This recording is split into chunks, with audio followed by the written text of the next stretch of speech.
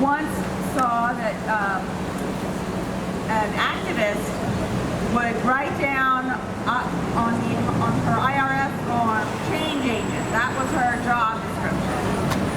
And change agent fits our speaker today.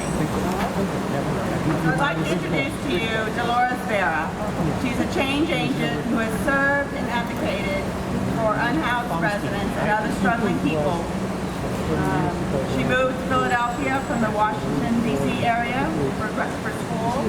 She started volunteering for Prevention Point and served as a Latino community health educator. She's also worked with the city of Philadelphia, an educator, consultant, fundraiser, and she has been an advocate for immigration rights. She has volunteered at Kennett Square. She has with community legal services. She taught basic English to Latino immigrants and currently volunteers with the Pennsylvania Immigrant Citizen Coalition, registering new citizens to vote. She cares deeply about individuals living on the streets of Philadelphia. She's a weekly volunteer for a meals program at St. Joe's Church in Old City for unhoused. And her interest in peace and justice in Gaza is rooted in her marriage to a displaced Palestinian. She is active with the Grandy Peace Brigade and been a faithful attender of the vigil here on Chestnut Street since it was launched. So we welcome Delores Vera. Yay!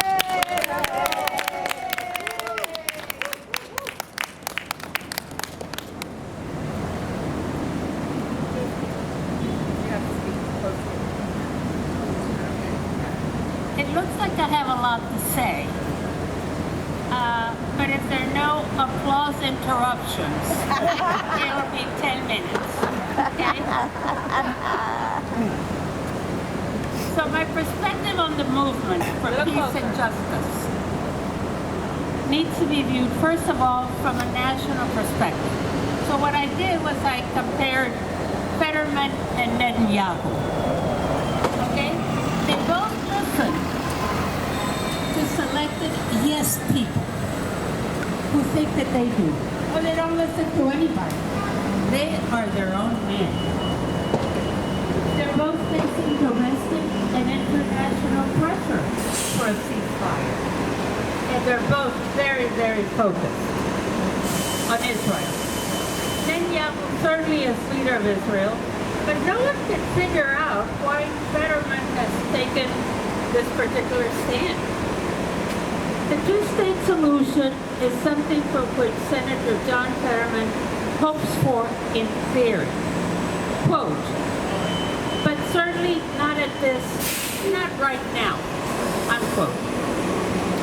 And here I have to quote Primo Levi, the Jewish scholar, who says, if not now, when? Netanyahu rejects the idea of a Palestinian statehood. While he's in power, there is no hope for a Palestinian state. And while Fetterman is our state senator, there's little hope for a ceasefire. Fetterman told reporters that he's a Zionist. Again, no one knows why, okay? But Netanyahu has to be. Both men are concerned about the killing of innocent people and children in Israel. Yet neither one is addressing the issue of killing children and people in Gaza. And just FYI, has anybody heard about school closing in Israel? Children dying while their schools are bombed? Hospitals being bombed and medical personnel not having enough medical supplies in Israel? Have any World Central Kitchen personnel been killed in Israel? I just want to know, are some countries and people more deserving than others? So at the U.S. level, how is my money being spent? What am I paying for? The United States has provisionally agreed via a memo of understanding to provide Israel with $3.8 billion a year up until 2028. And then October 7th happened, and so they're giving an additional $12.5 billion in military aid. And just recently it was added $8.7 billion to supplement the April edition. This is all going for military aid. And funding for Palestinians? Under the recently passed bipartisan National Security Supplemental Act, the total humanitarian aid that the United States has announced for Palestinians since the beginning of the conflict is $774 million. And this is all for humanitarian aid. So Israel is getting $25 billion, and the Palestinians are getting $774 million. Okay, and here's where I have to confess. I have no idea what $1 billion is. I have no idea what $1 million is. But I do know that while working with nonprofits, that money could be spent here in the U.S. It could be spent in Pennsylvania and definitely in Philadelphia. I want my taxes to stay in the U.S. So at the Gaza-Israeli level, what is happening? And we're talking about numbers. I think you mentioned 42? Yeah, I had gotten, it was pretty close to 41,000 when I looked this up. Out of those 41,000, 24,000 of people have died and have been formally identified, and about 10,000 remain missing or have yet to be identified.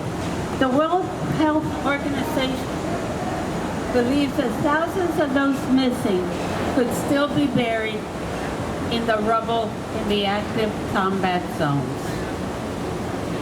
In May 6th, the United Nations Agency published the Gaza Government Media Office latest estimate that 14,500 children and 9,500 women have been killed.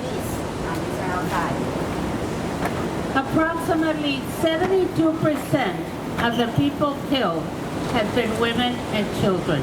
72%.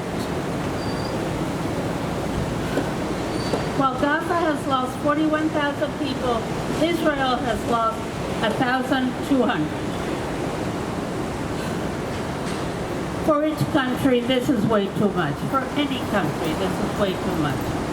Civilians, aid workers killed in Gaza, 224, and at least 30 were killed in the line of duty. Health workers killed in Gaza, 484. Journalists killed in Gaza, 95.